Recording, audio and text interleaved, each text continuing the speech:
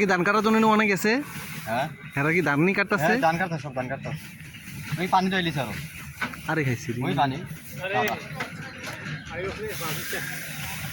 ও ধান দি তো আমরা হিন্দে করছি কালকে ধরেছি আবার হিন্দানি করে আর একটু ভুল নাই হারাই তো রইলাম যদি হিন্দে পড়তো আল্লাহ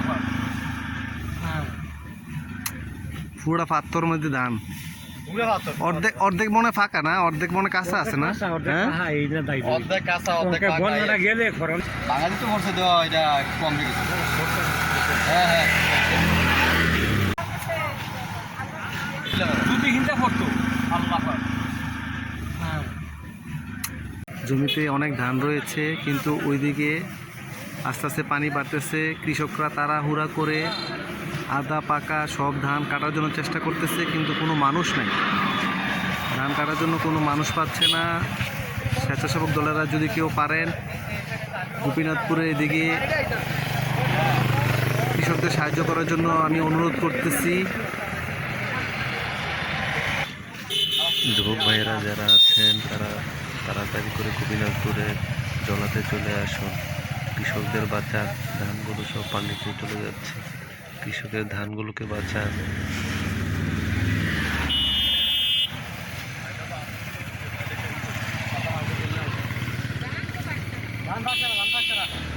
আমার তো ওই তারা যে ওই ধান দিচ্ছে ওই আমার ওই 8 ঘন্টা এরও আছে আর এর তো এডি ওই 70 যারা কি দিবি কাঁচা বুঝি এগুলো এই ধানগুলো কি পাকছে না এগুলা?